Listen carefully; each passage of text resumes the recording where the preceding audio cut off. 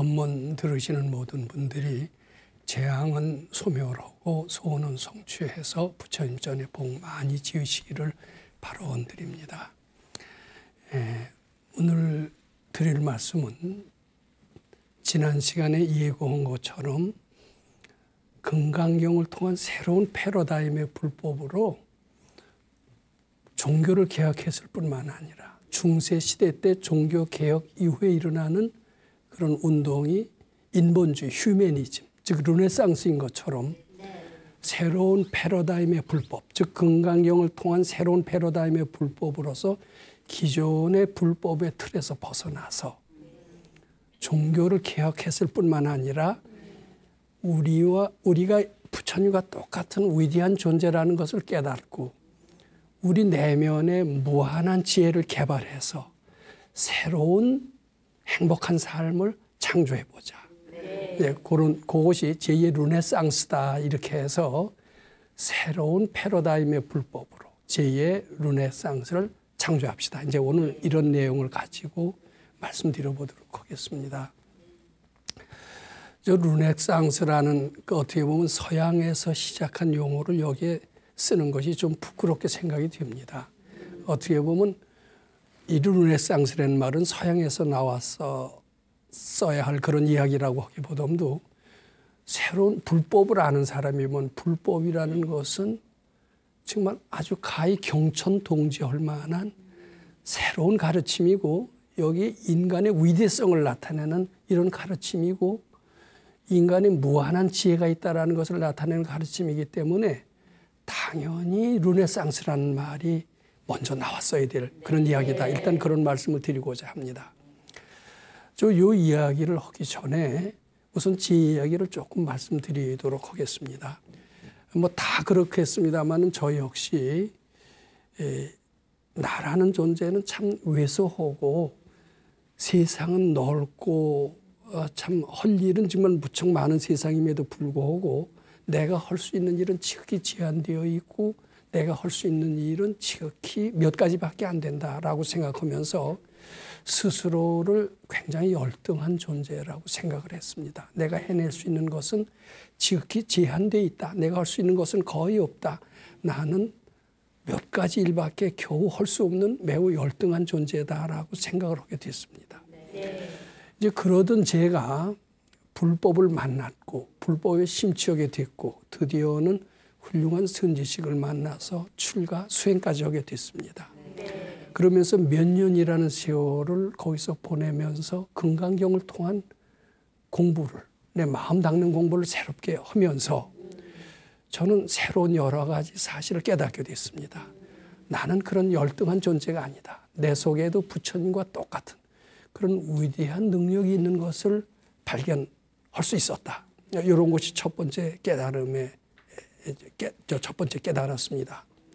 그리고 불법이라고 하는 것은 해도 좋고 안 해도 좋은 이런 상대적인 가르침이 아니다. 음식과 공기가 반드시 필요하듯이 불법이라는 것은 하나 조금도 안 해서는 안 된다. 불법 즉 부처님과 멀어지는 순간 우리는 재앙의 습격을 받고 어두움에 휩싸여서 한없는 고달픈 삶을 살게 될 것이다. 불법은 우리에게 물과 공기 이상으로 꼭 필요한 가르침이다. 이런 것을 또 깨닫게 됐습니다. 그리고 마지막으로 이것은 이 불법은 사회에 나가서 과연 써먹을 수 있는 그런 가르침이냐. 내가 몇 년 동안 소위 세상에서 좋은 그 자격을 따는 것, 스펙을 쌓는 것을 포기하고 불법을 공부했는데 그 불법 공부가 세상에서 뒤떨어지는 것이 아닌가 이런 생각을 많이 했습니다. 주위에서들도 죄는 이미 끝났다.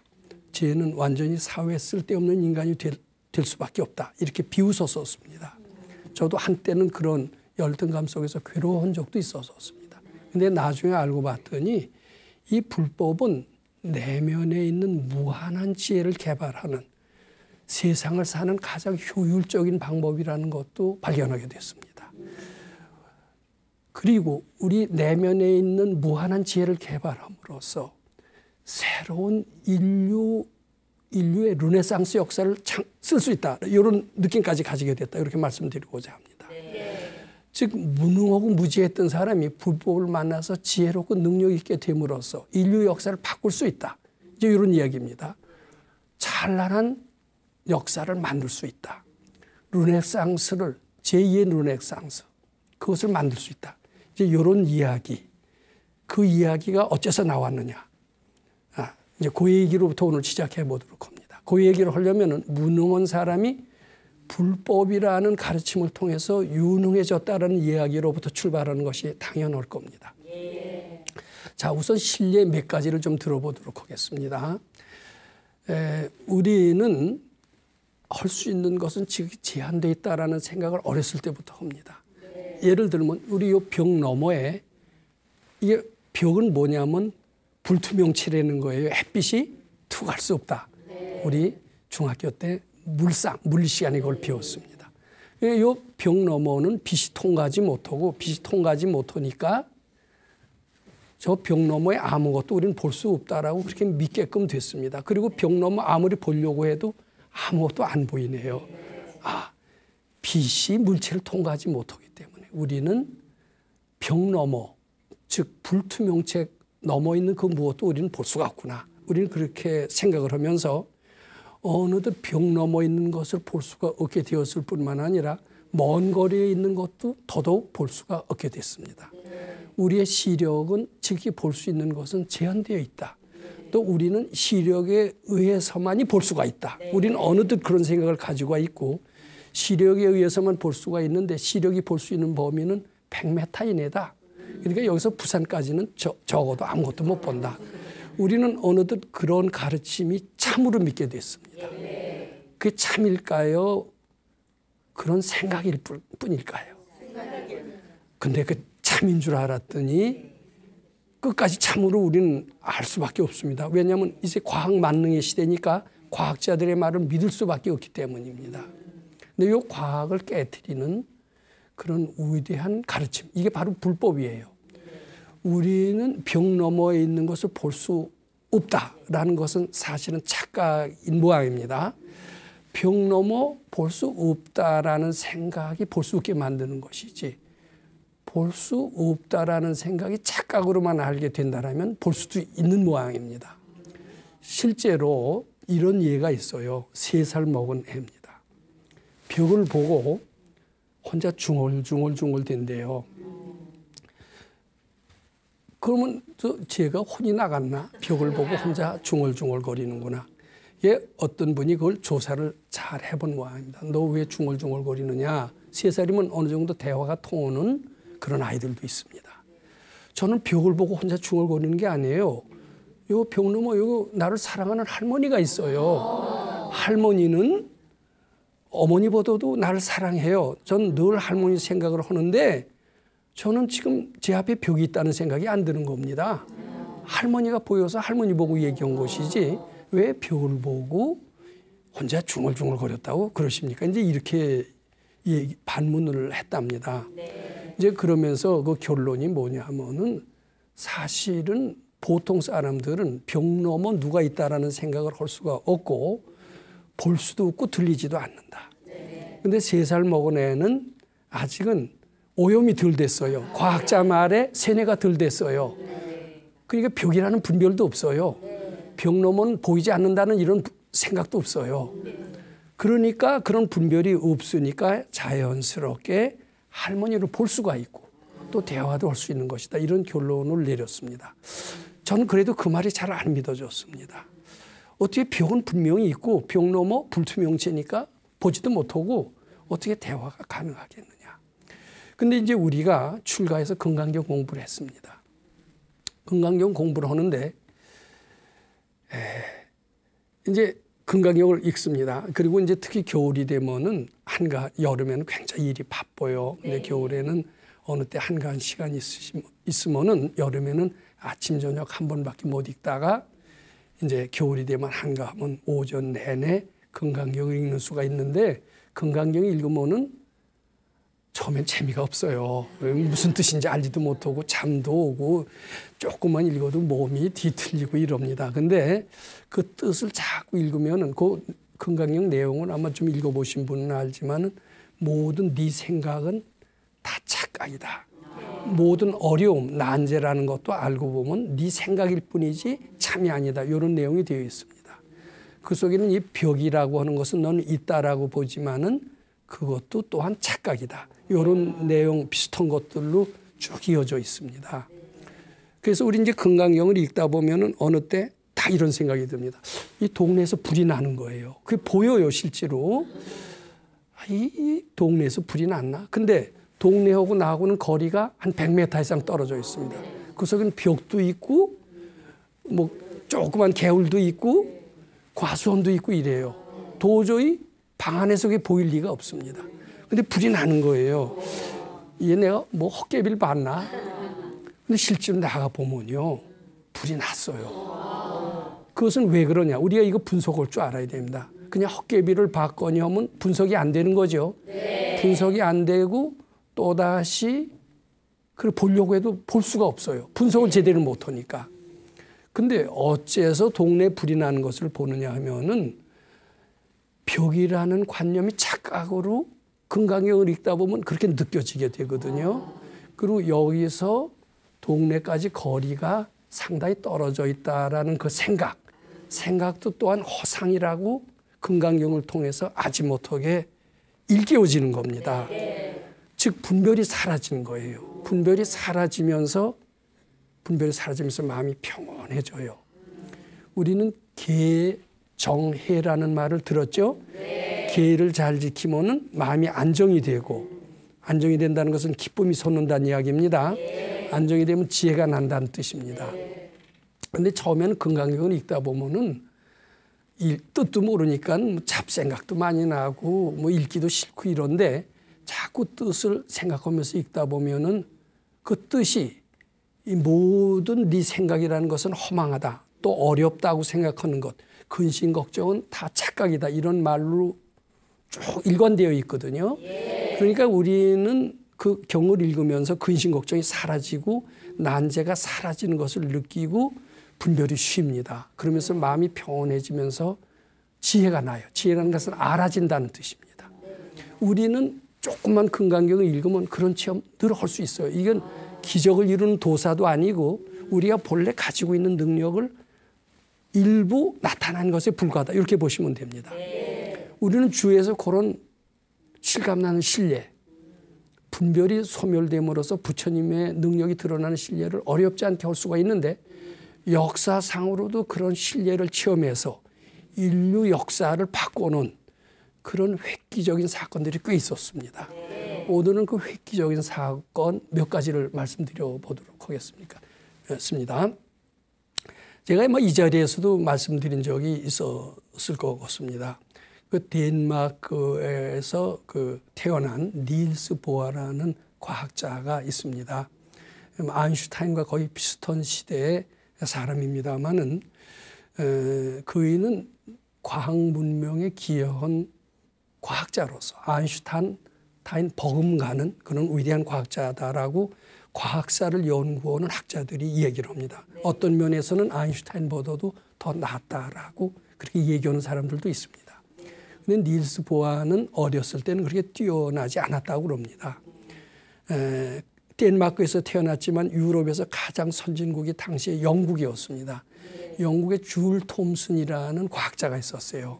줄 톰슨이라는 과학자는 어땠냐면은 그이는 노벨상을 받지 못했지만 노벨상을 발견할 정도로 대단한 위대한 발견을 했습니다.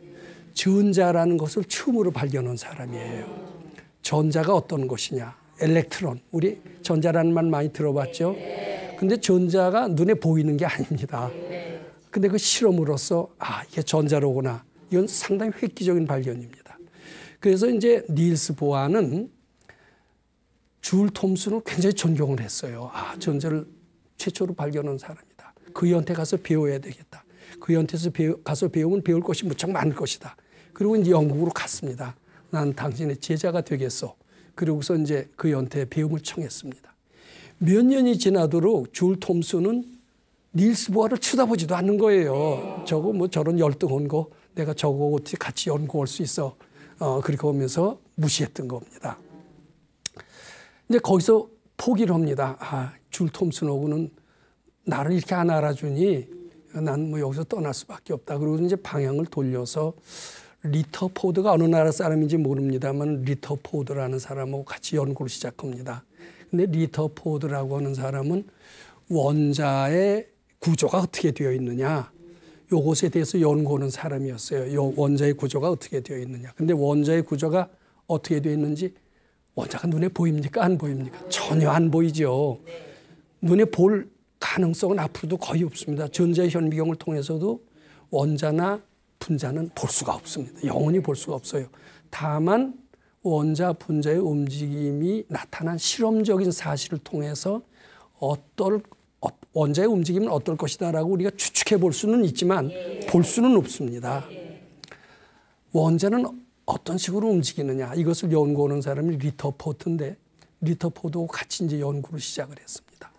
원자는 어떻게 움직이는 것일까? 근데 움직이는 것을 잘 설명하면은 그 설명을 바탕으로 여러 가지 수수께끼들이 쫙 풀리는 겁니다. 그래서 밤낮으로 원자의 구조는 어떻게 되어 있는가, 이것을 열심히 마치 간화선하는 수자들이 화두를 참고하듯이 고양이가 쥐잡듯이 일념으로 해서 집중을 하면서 했던 겁니다. 근데 아무래도 몰라지거든요. 근데 이게 어떻게, 부처님은 알까요? 모를까요? 아시죠? 근데 부처님과 인간이 뭐가 틀려요? 다 같은데 우리는 번뇌망상이 뒤덮여 있고 부처님은 번뇌망상이 뒤덮여 있지 않다는 그 점만 틀리는 겁니다. 또 우리 마음속에서 번뇌망상이 사라지면, 분별심이 사라지면 부처님과 똑같은 능력이 나타날 수도 있다는 겁니다. 근데 우리 현재 의식으로는 분별 속에서 살기 때문에 번뇌망상이 안 사라집니다. 근데 꿈속에서는 잠시 번뇌망상이 가라앉는 수가 있을 수 있어요. 우리 꿈을 통해서 미래가 보이는 경험 하신 적 있죠? 또 꿈을 통해서 수학 문제, 어렵던 수학 문제가 풀리는 경험을 한 사람들 많아요. 또 꿈을 통해서 해답을 얻는 수가 많이 있습니다. 닐스 보아 역시 원자의 구조가 어떻게 되어 있을까, 이것을 한참 생각을 하다가 깜빡 잠들었어요. 깜빡 잠들으니까 분별이 어떻게 돼요? 쉬었어요. 근데 분별을 쉬어서 꿈을 꾸는데 꿈에도 개꿈이 있고요. 진짜 미래를 보는 지혜의 꿈이 있어요.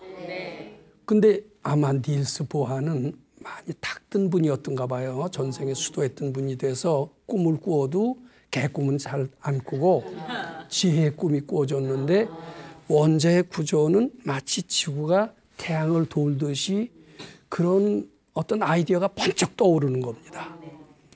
아, 이렇게 원자 구조를 설명하면 되겠구나, 이렇게 생각을 하면서 리터포드와 함께 같이, 뭐 공동 논문이었는지는 모릅니다. 원자 구조를 이렇게 설명하면 되겠다라는 논문을 썼는데, 그렇게 설명하고 나니까 수많은 비밀들이 쫙 풀려요. 그거 하나만 갖고는 위대한 논문이 되지 못합니다. 근데 그 논문을 바탕으로 다른 알려지지 않은 사실을 검증해 보니까 다 잘 풀린다면 이 논문의 위대성이 입증이 되는 거죠. 그러면서 닐스 보아는 노벨 물리학상을 받게 됐어요. 그런데 처음에 줄 톰슨이라고 하는 전자를 발견한 영국의 학자는 어떻게 됐어요? 닐스 보아를 우습게 알고 발길로 차버렸죠. 근데 자기가 발길로 차버린 사람은 어떻게 됐어요? 노벨상을 받고 자기는 못 받았어요. 그럼 닐스 보아가 위대해진 것은 자기의 능력 때문이에요? 분별을 쉰 덕분이에요? 본래 능력에 있어서는 줄 톰슨보다 하나 더 낫지가 않죠. 항상 떨어져서 외면을 받았죠. 근데 어떻게 수도한 사람도 아닌데 꿈속에서 분별이 사라지면서 그 해답을 찾았던 겁니다. 제가 이 자리에서도 말씀을 드렸습니다마는 1905년인가 일본하고 러시아하고 전쟁을 붙었습니다. 그때 일본은 유럽에서는 아주 우습게 알았어요. 저 동양의 미개한 나라가 감히 세계 열강인 러시아하고 싸움을 하다니, 그건 분명히 러시아가 일방적으로 이길 것이다, 그렇게 생각하고 일본을 무시했습니다. 근데 러시아가 일본을 계속 무시하니까 일본도 참다 못해서 한판 해보자. 그래서 이제 드디어 전쟁이 붙기 시작을 한 겁니다. 그게 아마 1905년으로 알고 있는데, 그러니까 러시아가 이제 일본 오고 하려면은 러시아 함대는 발틱 함대는 유럽 쪽에 있습니다. 그 유럽 쪽에 있는 배가 스에즈 운하를 통해서 이렇게 쭉 해서 일본 쪽으로 와야 돼요. 시베리아 쪽에는 러시아 함대가 없었던가 봐요. 유럽 쪽에 있는 발틱 함대가 스에즈 운하를 타고 빨리 거기로 해서 그 일본 쪽으로 와서 일본을 집어삼키려고 하는 겁니다. 근데 그때 일본하고 영국하고 동맹을 맺었어요. 영국에서는 러시아를 싫어했거든요. 그러니까 스웨즈 운하의 관할권을 쥐고 있던 영국이 그걸 내주지 않았습니다. 그러니까 러시아는 스웨즈 운하를 통과하지 못하고 저 남아프리카 쪽으로 해서 먼 항해를 통해서 일본 쪽으로 올 수밖에 없었습니다. 쭉 오다가 이게 어느 쪽으로 갈까? 일본 해협 쪽으로 갈까? 또는 어디로 갈까? 이렇게 갈등을 하고 있었습니다. 근데 일본에서는 그 오는 길을 알아야 그 길목을 딱 지키고 있어서 한방 쳐야 천하의 무적의 러시아 함대를 결판할 수, 고장나게 할 수, 결단을 낼 수가 있는데 어디로 올지 알 수 있어요? 없어요? 천하의 제갈공명이 온다면 몰라도 우리 보통 인간지혜는 도저히 모르겠다. 이렇게 생각할 수밖에 없었죠. 그때 이제 혁혁한 공로를 세운 이제 그 장군이 있었어요. 그게 좀 네이버를 찾아본 제 이 자리에서도 얘기했지만 아키야마라고 하는 일본의 해군 중장이었습니다. 그이가 보통 때 러시아 함대가 어느 쪽으로 올까? 보통 생각에는 도저히 모르는 거예요. 근데 이제 열심히 러시아가 어디로 올까? 거기에 매복을 하고 있으면 매복을 하고 있다 치면은 여지없는데 어디로 올지를 알 수가 있어야죠. 어디로 올까? 마치 간화선 참고 화두 참고는 수자들이 어디로 올까? 이목고 이 식으로 열심히 참고를 했던 겁니다. 근데 이제 지혜 있는 이라면 꿈속이 아닌 현실에 답을 얻습니다. 근데 아주 지혜가 투철하지 않은 분은 분별이 쉰 꿈속에서는 해답을 얻는다고 그래요. 그런데 꿈속에서 아주 생생하게 아주 생생했다고 그럽니다. 그 책이 있어요. 저술이 나왔어요. 대마도 어느 쪽으로 지나가는 게 보이더라는 겁니다. 선명하게 보이는데 거기다 매복하고 있으면 되겠다. 그러고선 거기다 매복을 했는데 꿈에 보면 똑같이 러시아 함대가 오는 게 보이더래요. 거기서 기다리고 있다가 일망타진을 해서 러시아 함대를 완전히 초전박살을 했고 그것이 러시아가 드디어 항복을 하게 된 결정적인 해전사상 유명한 쾌거라고 그렇게 알려져 있습니다.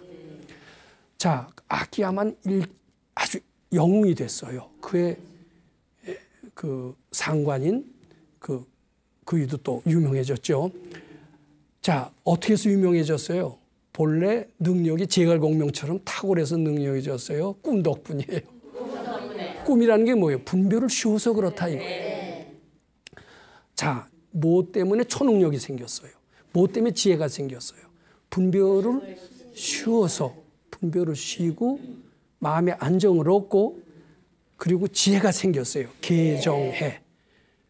그러면서 인류 역사를 바꿨어요. 닐스 보아나 아키야마 중장은 인류 역사를 바꾼 겁니다.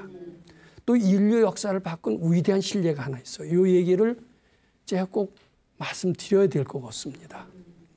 바로 누구냐 하면은 과학 문명을 가장 많이 기여한 위대한 사람이 있습니다. 현대 과학 문명, 20세기의 과학 문명을 요새처럼 발달하게끔 이끈 사람이 누구냐? 많은 사람들은 아인슈타인이라고 얘기하는 사람이 있을 겁니다. 난 그렇게 보지 않습니다. 20세기의 과학 문명을 이끈 가장 기여를 많이 한 사람. 그것은 아인슈타인이 아니라 미국의 토마스 에디슨이라고 저는 이렇게 생각을 합니다. 일생 동안 3천 몇 가지의 발명을 했고 그리고 1,000 몇 가지의 특허를 얻었고 국내 특허가 1,000 몇 개고 해외 특허가 또 1,000 몇 개고 그래서 20세기의 과학 문명을 가장 많이 기여한 사람. 저는 아인슈타인보다도 토마스 에디슨이라고 말씀드리고 싶습니다. 위대한 발명가일 뿐만 아니라 발명가라면은 그는 위대한 사업가이기도 했습니다. 제네럴 일렉트릭 세계적인 기업이라고 우리 다 알고 있죠? GE 누가 세웠는 줄 아세요? 바로 토마스 에디슨이 세웠어요. 위대한 발명가일 뿐만 아니라 세계적인 기업가예요. 벤처기업이에요. 벤처기업이라는 말을 처음으로 만들어낸 사람이 바로 토마스 에디슨입니다.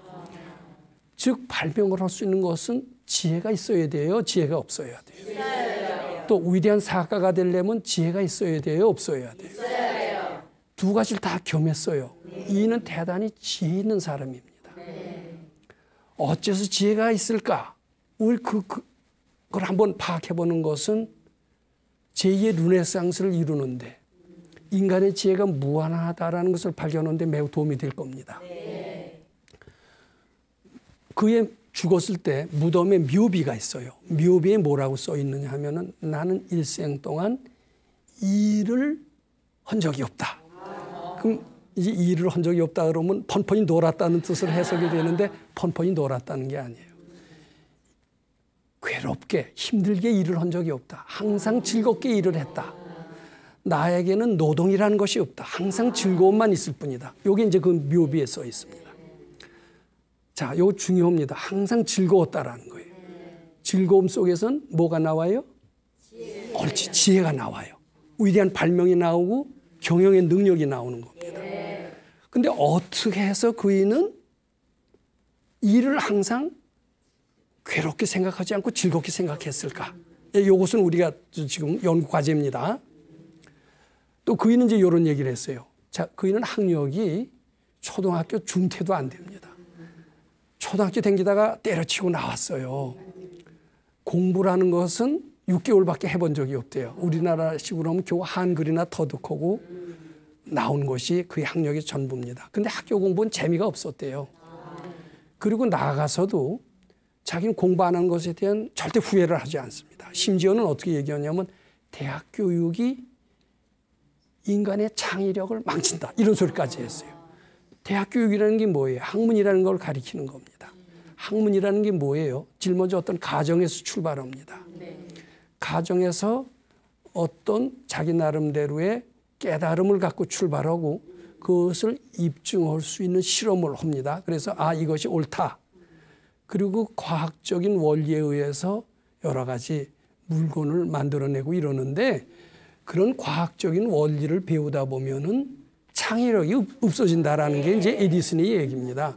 자기는 대학을 안 배워도 대학 나온 사람의 몇십 배 수많은 창의력으로 말미암아 많은 발명을 했다라는 얘기인데 자, 그 얘기를 잘 들어보면은 보통 학자들이 하는 얘기 같아요. 도인이나 하는 것 같아요. 대학에서 과학을 배우는 것은 말하자면은 과학을 배우고 과학자가 된다고 하지만 그것은 건강경식으로 하면 색성양 미척법에 주해서 얻은 것이기 때문에 참된 지혜가 아니다라는 거예요. 사실 대학에서 학문이라는 틀 속에서 벗어나서 내 속에 있는 부처님과 똑같은 지혜를 마음대로 자유롭게 활용하게 해야지 대학에서 학문이라는 이러한 하나의 틀에 오염이 된 그런 사고방식으로는 그런 패러다임으로는 내 독창력이 무한대로 뻗어나갈 수 없다. 대학의 학문은 오히려 독창력을 저해하는 것이다. 차라리 대학을 안 가고 그냥 즐겁게 연구만 하면은 여기서 무한한 능력이 생기는 것이다. 이렇게 이제 그의 묘비명에 써 있는데 그러면서 나는 노동이라고 일이라고는 해본 적이 없다. 항상 즐겁기 때문에 항상 즐거움으로 꽉 차 있을 뿐이다. 이런 얘기를 했다는데 이거 서양에서는 통하지 않고 수도원의원한테만 통하는 이제 그런 깨달음의 소리다. 저는 이렇게 말씀드리고자 합니다. 자, 제가 지금까지 몇 가지 예를 들었습니다. 특히 보통 사람이 위대해진 신뢰, 그리고 나아가서는 세계사를 바꾼 위대한 일을 한 신뢰, 닐스 보아나 아키야마 중장 같은 케이스. 그리고 에디슨은 상당히 둔재로 통했지만은 세계를 놀랄 만한 위대한 발명을 한 사람으로서 돼 있는데 그네들이 그렇게 위대한 일을 한 그 원동력은 제가 쭉 했지만 분별이 쉬웠다. 분별이 쉬움으로써 즐거움을 얻었다. 즐거움을 통해서 기쁨을 얻었다. 자, 에디슨도 일생 동안 즐겁게 일했기 때문에 위대한 발명을 했다 이렇게 됐는데 그럼 즐거움을 어떻게 만드느냐? 분별이 쉬면 되는데 어떻게 하면 분별을 쉬게 하느냐? 이게 문제입니다. 네. 우리가 효과적으로 분별을 쉬게 하는 방법을 많이 개발했다고 칩시다. 그럼 이제 그 개발한 방법에 의해서 우리는 분별을 쉬면 쉬워요. 쉬게 되면 즐거움이 나올까요? 안 나올까요? 나오겠죠. 왜냐하면 나오게 되면 지혜가 나올까요? 안 나올까요? 나오죠. 그래서 수많은 발견도 하고 발명도 하고 인류 역사를 바꾸고 제2의 르네상스도 만들고 제3의 르네상스도 만들고 인간 지혜는 무한하다. 4차 산업혁명이라는 것은 별 볼 일 없다. 이렇게 될 수가 있을 겁니다. 문제는 어떻게 하면 분별을 없애느냐. 분별을 없애서 일을 해도 즐겁게 할 수가 있겠느냐. 항상 기쁨에 충만할 수 있겠느냐. 이게 과제입니다. 네. 자, 분별을 없애는 방법. 그것이 바로 수도법입니다. 근데 저는 수도법 중에서 지난 시간에 말씀드린 것처럼 금강경을 통한 효과적인 수도법, 분별을 없애는 수도법, 그러면서 즐거움을 만들어내는 그런 방법, 거기에 대해서 좀 말씀드리고자 합니다. 네. 우리는 이런 얘기를 가끔 듣습니다. 늘 깨어 있어라. 늘 깨어 있어라. 그런 얘기 많이 듣죠. 네. 깨어 있어야, 이것은요 불교에서만 하는 게 아니에요. 위파사나 선언하는 사람들만 하는 게 아니라 기독교인들도 늘 깨어 있어라. 주님이 오실 때 영접을 안 하지 않게끔 늘 깨어 있어라. 깨어 있어야 영접할 수 있느니라. 그런데 늘 깨어 있어야만이 우리는 지혜로워질 수 있다. 이런 생각을 할 수가 있습니다. 근데 잠들면은 늘 깨어 있을 수 있어요. 잠드는 순간 깜빡해서 아무것도 몰라요. 늘 깨어 있다는 뜻은 어떻게 말한다면 늘 부처님은 잠 드실까요? 안 드실까요? 부처님도 육신이 있으니까 잠을 드시겠지 이런 생각을 합니다만은 육신인 부처님은 잠을 자야 됩니다. 근데 법신인 부처님은 잠이 없어요. 늘 깨어 있어요. 잠자는 것은 늘 깨어 있지 않다는 뜻이 됩니다. 늘 깨어 있다라는 것은 부처님의 법신만이 할 수 있는 일입니다. 그리고 늘 깨어 있는 것은 부처님의 마음이 되는 것이다. 이런 뜻으로 해석할 수도 있습니다. 부처님의 마음은 늘 기쁨으로 충만해 있다. 이런 뜻도 됩니다. 늘 지혜로서 가득 차 있다. 이런 뜻도 됩니다. 또 달리 말해서 늘 지혜로서 충만하고 무한한 지혜를 개발하기 위해서는 늘 깨어 있어야 된다. 이것을 비약해서 한단계 발전시키면 잠에서 멀어져야 된다. 이런 뜻으로도 해석할 수가 있습니다. 잠자는 시간에는 깨어있지 못하기 때문입니다. 그래서 스님들이요, 하루에 한 끼 드시면서 먹는 착에서 벗어나려고 애쓰십니다. 그리고 수마, 잠자는 착, 여기서도 벗어나려고 하십니다. 우리가 성철 스님이 위대하다라는 이야기를 많이 듣습니다. 위대하는 얘기를 많이 듣는 이유 중에 하나가 성철 스님은 장자불하신 분이다. 잠에서 해탈하신 분이다. 이런 이야기를 많이 듣고, 잠이라는 것은 먹는 것과 마찬가지로 양대 본능 아니에요? 먹고 자고. 이것은 인간의 본능으로서 어쩔 수 없는, 우리가 거기에 거역할 수 없는 우리의 천성과 똑같이 우리는 거기서 벗어날 수 없다라는 그런 절대적인 그 무엇을 가지고 있습니다. 우리는 잠에서 벗어날 수 없다. 근데 잠에서 벗어나야만 늘 깨어 있을 수가 있고 기쁨에 충만할 수가 있고 지혜를 창조할 수가 있다라. 이렇게 얘기할 수가 있습니다. 에디슨이요. 어떻게 해서 기쁨에 충만했고 수많은 발명을 했느냐. 에디슨이 일생을 통해서 평균 3시간밖에 안 잤대요. 늘 깨어 있었다는 겁니다. 깨어 있음으로써 기쁨에 충만했다. 수많은 지혜로 연결됐고 그것이 수많은 발명을 했다라는 겁니다. 자, 여기에서 에디슨의 위대한 업적, 이것은 언뜻 보면 모든 일을 즐겁게 했다라는 뜻으로도 해석이 되지만 잠이라는 분별을 해탈했다, 이런 뜻으로도 해석할 수가 있습니다. 또 잠이라는 분별에서 벗어날 수만 있다라면 기쁨이 충만하고 무한한 지혜를 창조할 수 있다. 이런 뜻도 되는 겁니다. 저는 잠에서 벗어나서 기쁨으로 충만한 그러한 생활을 하기 위해서 건강경 수행법을 권장하고 싶습니다. 성철 스님께서는 잠을 해탈하기 위해서 건강경적인 방법을 택하지 않고 인위적으로 잠을 쫓는 방법을 택하셨다고 합니다.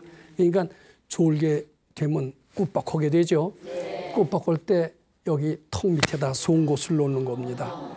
그럼 이제 졸릴 때 딱 한두 번 찔리다 보면은 좋을까요? 안 좋을까요? 그렇게 하면서 잠을 벗어나시기도 하셨고, 대야에다가 물을 넣습니다. 물을 찰칵 넣고 이제 머리에다 얹어요. 꾹뻑 졸면 대야에 물이 쏟쳐요? 안 쏟쳐요?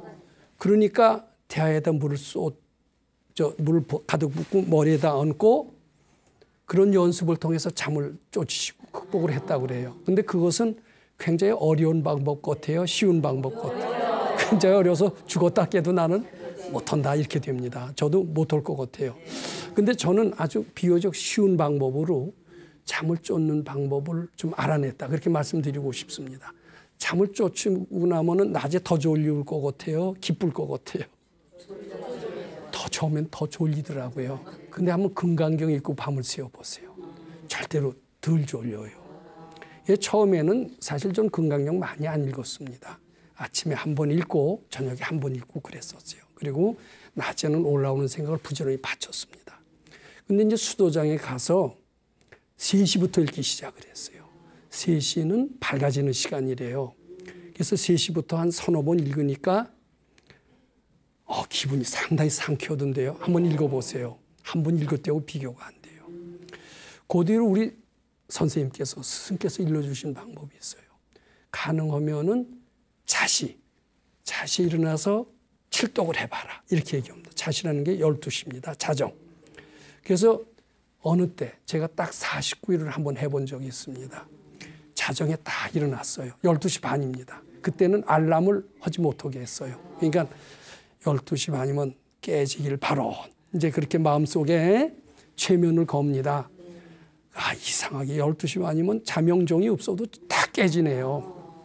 이제 그때부터 금강반야 바라밀경 여시아문 쭉 읽어 내려가는 겁니다. 아무도 없이 좋은 밤이죠. 쭉 읽고 나서 칠독을 하니까 굉장히 즐거워져요. 낮에 졸릴 것 같죠. 3시간밖에 못 잡니다. 낮에 졸립지 않아요. 금강경을 통한 휴식이에요. 사람은 잠을 통한 휴식인데 알고 봤더니 금강경이 휴식의 효과가 있어요. 그렇게 해서 금강경 칠독을 하기를 여러 번 하니까요. 낮에 나가니까 태양이 2개쯤 뜬 것 같아요. 굉장히 밝아요. 화날 일이 하나도 없어요. 근심 걱정이 싹 사라져요. 그리고 모든 일을 맘만 먹으면 될 것 같고 알아질 것 같은 느낌을 받았습니다. 잠이라는 게 뭐예요? 늘 깨어있지 못하는 게 잠이에요.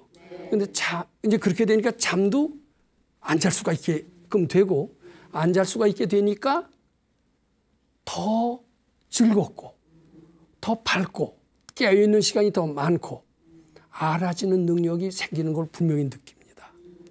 저는 그 공부를 주에 권하기 시작을 했습니다. 그것을 자시, 가행, 정진이라고 합니다. 근데 그 억지로 하시지 말고 처음에는 아침, 저녁 한 번으로 시작을 해보셔도 됩니다. 그런데 그렇게 칠독을 자꾸 하고 49일씩 하면은 한번 해보세요. 잠 3시간 자도 괜찮아요. 일상생활 하나도 지장 없습니다. 머리는 맑아집니다. 우선 밝아요. 흐린 날도 밝아요. 깨친이는 그래요. 하늘에 태양이 몇 개 떠 있는 것처럼 그런 경지가 깨친이의 경지래요. 몇 개는 아니더라도 한 2개쯤 떠 있는 거지. 밝아요, 세상이. 그러니까 짜증이 없어요. 모를 것이 없어지는 것 같아요. 근데 그렇게 되다 보면 정말 다 알아지고 그게 깨달음의 결과래네요. 그래서 그런 것을 실현해 본 분들은 새로운 세계가 전개되는 것을 느낍니다. 그리고 재앙이 소멸되고 소원이 성취가 될 뿐만 아니라 기쁨으로 충만하게 된다. 부처님 세계가 무엇인가를 실감하게 된다는 겁니다. 저는 이런 가르침을 가지고 학교를 만든다면 거기서 나온 인재는 무한한 능력, 닐스 보아나 아키야마 중장 또는 토마스 에디슨과 같은 업적을 충분히 어렵지 않게 달성할 수 있을 거로 봅니다. 인간 지혜는 이만큼 무궁무진하다. 이것을 발견할 수 있을 것 같습니다. 정말 르네상스가 이루어지는 겁니다. 그래서 저는 이런 방법을 제가 경험하기도 한 방법이기 때문에 불교계에 일깨워 드리고 싶고, 이렇게 된다라면, 그리고 3시간 자고 일상생활 하는데 아무 지장이 없어요. 낮에 일을 더 오히려 효과적으로 즐겁게 에디슨처럼 노동이 일이 아닌 즐거움이다. 이렇게 할 수가 있게 되는 겁니다. 그러면서 무한한 지혜가 개발될 수 있다라고 이렇게 믿게끔 됐습니다. 저는 이 가르침은 상당히 획기적이고 어렵지가 않아요. 성철 스님처럼 이렇게 송곳으로 찌르고 머리에 대하지 않아도 잠이 저절로 다 자연스럽게, 물론 약간의 노력은 필요하죠. 근데 그것은 충분히 이루어질 수가 있고, 그것은 돈도 별로 안 드는 겁니다. 우리 대학 다니려면 돈도 들어야죠. 그리고 또 얼마나 대학 공부 쉽지 않아요. 저도 대학에서 공부도 하고 가르쳐 보기도 했지만 쉽지 않고 어려워요. 근데 에디슨은 즐겁게 오면서 대학도 안 나왔으면서 위대한 일을 했듯이, 저는 이 금강경 공부를 통해서 잠을 해탈함으로써 즐거움을 만들고, 즐거움을 만들면서 지혜를 만들어서 위대한 일을 어렵지 않게 할 수 있다라고 감히 말씀드리고자 합니다. 이것이 새로운 패러다임의 불법으로서 지혜의 르네상스를 이룩한다. 이런 결론을 얻게 된 것이다. 이렇게 말씀드립니다. 지금 다시 한번 정리를 한다면은, 우리는 금강경이라고 하는 부처님께서 가장 밝으실 때 설하신 그 가르침으로써 불법의 위대성, 절대성, 실용성을 알고 그 실용성을 활용해서 보통 사람들보다 어렵지 않게 뛰어난 능력을 발휘해서 위대한 르네상스를 창조할 수 있다는 겁니다. 그 저변에는 잠이라고 하는 아상의 한 상징, 여기 잠입니다. 잠을 어렵지 않은 방법으로, 금강경 독송하는 방법으로 자연스럽게 해탈을 해서 마음의 본래 부처님과 똑같이 가진 즐거움을 우리 발견하고, 그걸 통한 무한한 지혜를 창조함으로써 새로운 세상을 한번 전개할 수 있다. 이렇게 감히 말씀드리고자 하는 겁니다. 예, 그동안 6개월 동안 잘 들어주시고 이렇게 좋은 결론에까지 이르게 해주신 이 성원에 깊이 감사드립니다.